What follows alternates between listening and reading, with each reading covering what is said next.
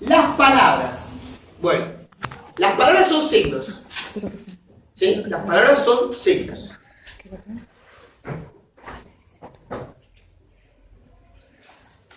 Pero yo tengo una palabra como esta. Ciencia. Es la forma de expresar un pensamiento. Lo escribo. Uso un signo. Ciencia, pero a la vez que signo tiene otros signos, que son las letras que yo utilicé. Entonces dice, las palabras están concebidas como signos del pensamiento. Cuando yo pongo ciencia, estoy expresando un pensamiento. ¿Sí? Y tienen dos aspectos. El material, que es los sonidos, ciencia, eso es un aspecto material, que acá dice llamados letras,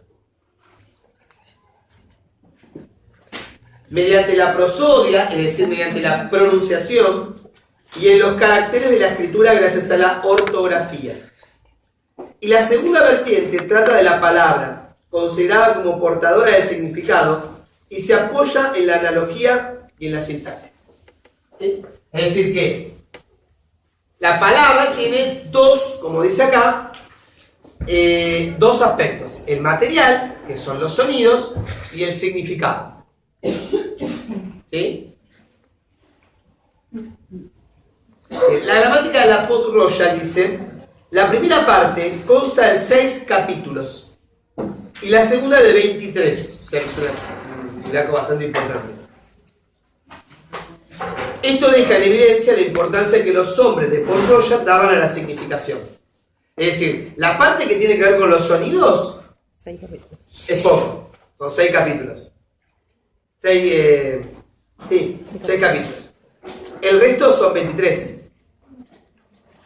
O sea que le daban mucha importancia a la forma de significar. Porque la forma de significar, ¿con qué tiene que ver? Con pensamientos. Con la razón.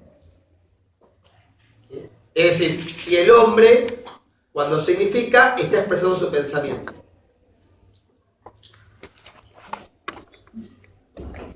La pregunta acá sería, ¿podemos pensar sin lenguaje?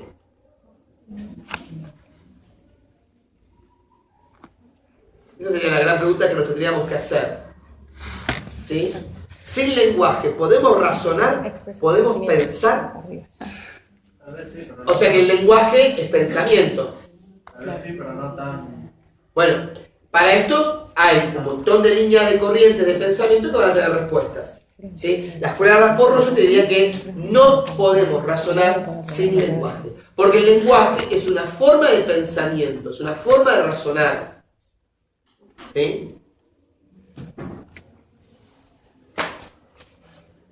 Más abajo. Las 4 partes de la gramática que se conocían tradicionalmente quedan expuestas del siguiente modo. Entonces, ellos la exponen de la siguiente manera. La ortografía, ¿sí?, que se ocupa de las letras como sonidos. La prosodia, que es la pronunciación, ¿no?, versa sobre las sílabas, las palabras en tanto que sonidos.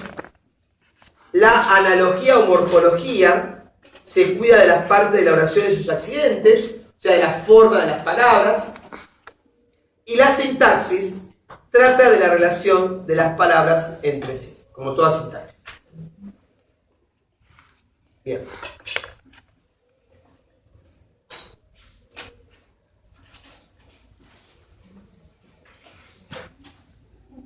Página 105.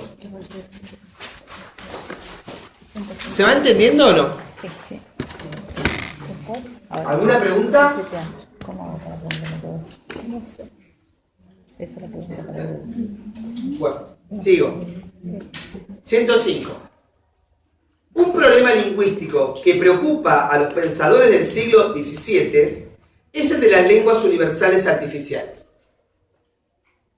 La discusión versaba sobre la posibilidad de construir una lengua filosófica que lograra combinar la clasificación lógica de todas las nociones por medio de un sistema de códigos universales que utilizara bien un alfabeto ad hoc, bien un sistema cifrado. Es decir, lo que más se discutía en el Renacimiento es justamente esto, el tema de una lengua artificial.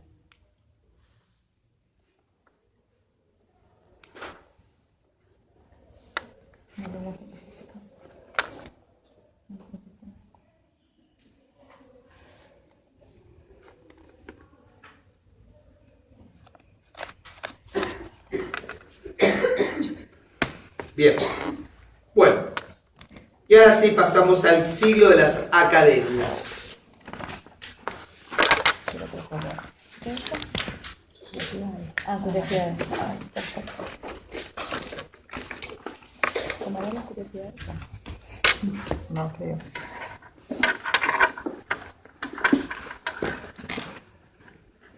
Bien.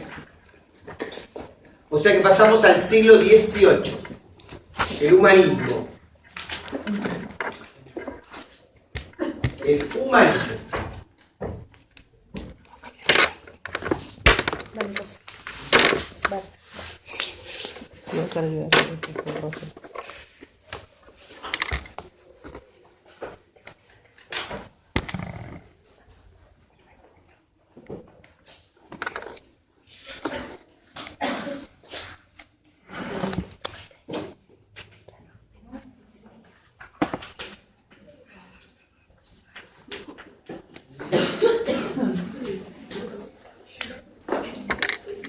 Violeta.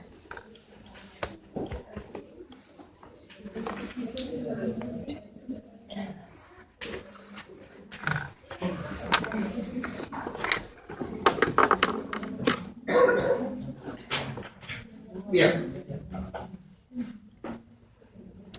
Cuando en 1700 Felipe de Borbón es declarado rey de España ante la falta de descendencia directa de Carlos II de Hamburgo, la política francesa ingresa al decadente reino español como un viento de renovación institucional. Entre las reformas que se vivirían en ese siglo, que se dio en llamarse Ilustrado o de las Luces también, humanismo, siglo de las Luces, ¿sí?, se crea la Real Academia de la Lengua.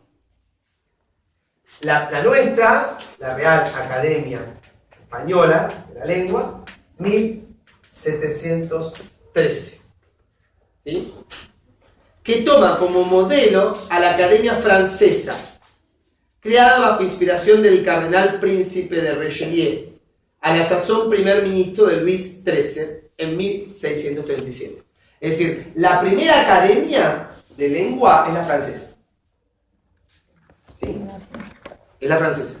Durante el reinado de Luis XIII. Que en realidad, Luis XIII, no sé si saben, Luis XIII asume el poder muy chiquito, tenía 12 años, 12 o 13 años. Y en realidad, quien le maneja todo el poder es el cardenal, quien lo había cuidado y educado, que es el cardenal Richelieu.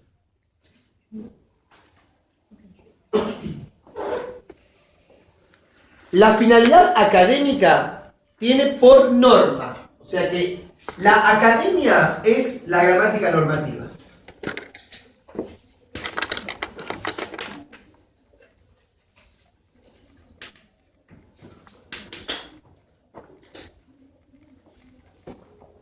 La finalidad académica tiene por norma no solo redactar el diccionario de autoridades, sino fijar el significado de las palabras, conservar las reglas de buen uso y fomentar un castellano que se sustente en antecedentes prestigiosos de la misma lengua. Es decir, justamente conservar la lengua culta.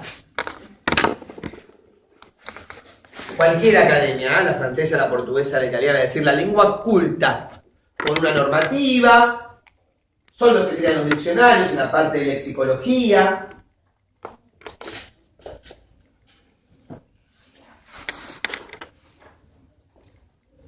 Bien, la que nos compete a nosotros.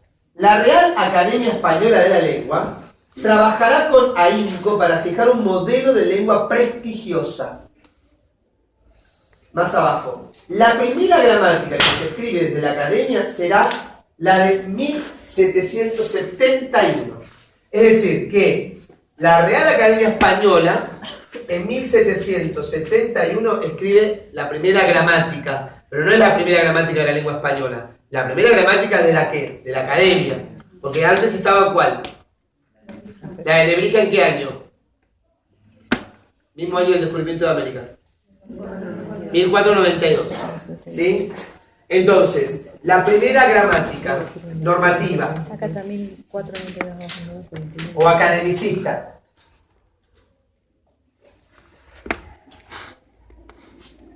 Esta edición, luego repetida a lo largo del siglo XVIII, consta de dos partes. La primera, dividida en 12 capítulos, trata los conceptos generales de la gramática, las clases de palabras, su formación y lo que se llaman figuras de dicción. La segunda, dividida en 3 capítulos, se ocupa de la sintaxis, el funcionamiento de las palabras y ciertas figuras retóricas como el hiperbatón, la elipsis, el pleonasmo y la silexis. Bueno, figura justamente la segunda parte, ¿sí? Se ocupa del texto, por así decirlo, y de todas las figuras del texto.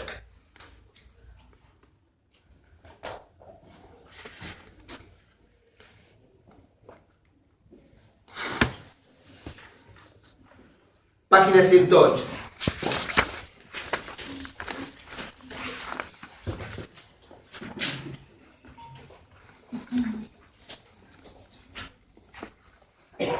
Dice, resulta interesante destacar cuál es la finalidad de una empresa de tal magnitud. En el mismo prólogo, los académicos definen su trabajo y su intención. Dice, la academia solo pretende en esta gramática instruir a nuestra juventud. O sea que el fin más importante que tenían es la pedagógica.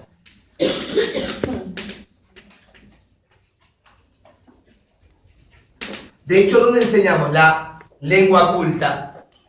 En la escuela. Es en la academia, por así decirlo, en las instituciones, donde enseñamos la gramática de la lengua castellana. El uso del diccionario, la correcta pronunciación, la correcta escritura, ¿sí? Entonces dice, instruir a nuestros jóvenes, a nuestra juventud, en los principios de su lengua, para que hablándola con propiedad y corrección, se prepare a usarla con dignidad y elocuencia, y se promete del amor de vuestra majestad a su lengua y a sus vasallos, que aceptará benignamente esta pequeña obra. ¿Sí? Fíjense qué interesante cómo se busca ahí al rey. ¿Sí? Al rey.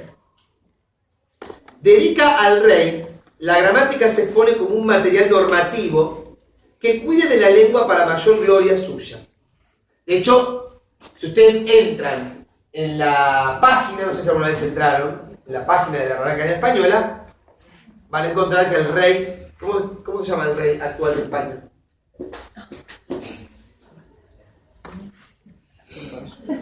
Sí, Felipe. El rey Felipe, porque su padre abdicó hará 3 o 4 años, el rey Juan Carlos, vive todavía, pero abdicó, dejó el poder y asumió su hijo Felipe. Aparece que visita la Real Academia Española, en determinados tribunales tienen que invitar al rey, ¿sí? Porque es la máxima autoridad. ¿Sí?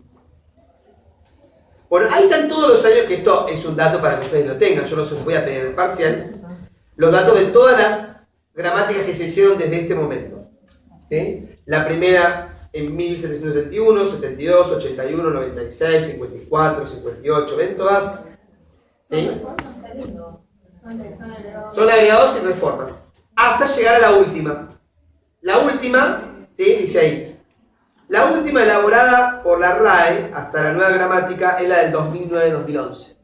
La última de esa fecha. La última gramática. Que era la que usábamos hasta el año pasado, ¿se acuerdan? Yo les pedía